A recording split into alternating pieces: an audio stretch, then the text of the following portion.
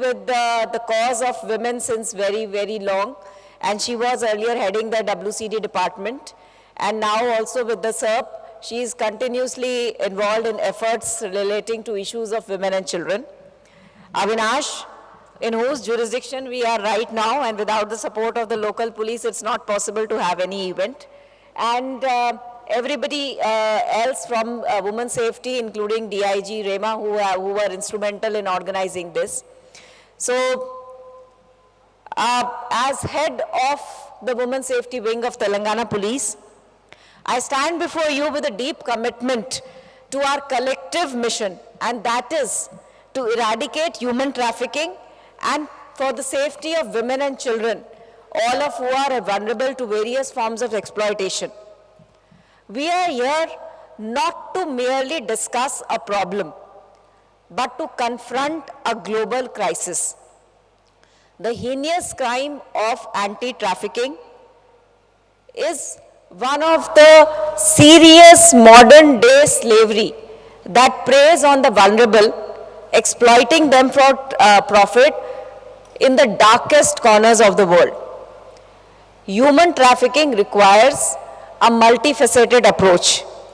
In the next 2 days, experts from various areas, various states will share their insights, discuss the emerging trends, and explore the best practice that have proven effective in tackling, combating across the world.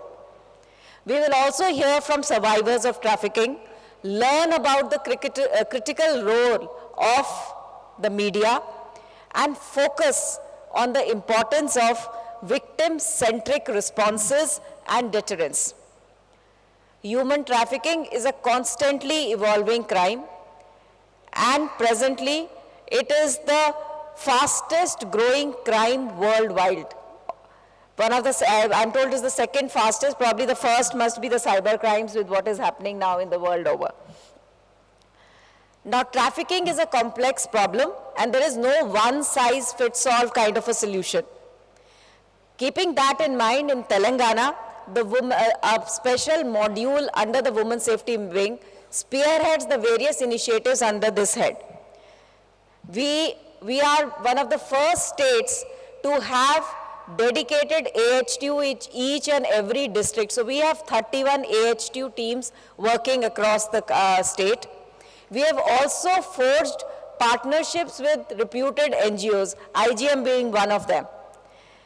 In this year itself, we have conducted almost 1,600 awareness programs covering 27,000 citizens in hotspots in Telangana.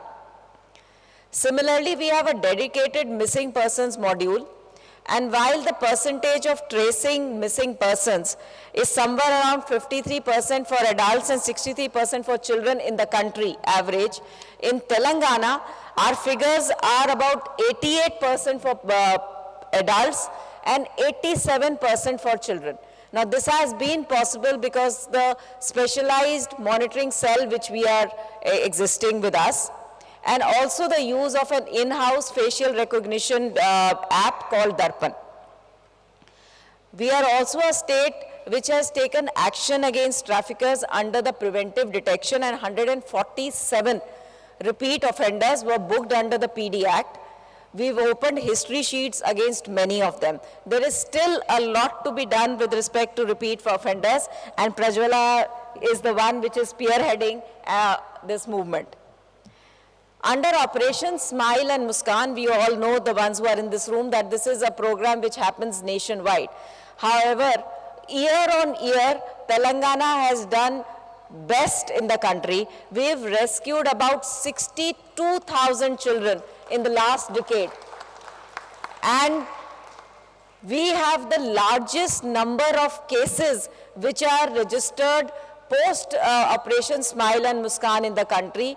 Not that we have the biggest problem of anti-trafficking. There are many states where this is a much bigger issue. However, since we believe in a zero tolerance towards trafficking, that is why we are the ones who are registering more cases than anybody else. Just last month, I was at a national conference organized by the BBA in Delhi, and they pointed out that 70% of the cases which are registered in trafficking post Operation Smile and Muskan are actually in Telangana than anywhere else in the country. The government has under the Samagra Shiksha Abhiyan 120 Brit schools which are presently functioning in 10 districts of Telangana, and more than 2,500 migrant children are getting education in these schools.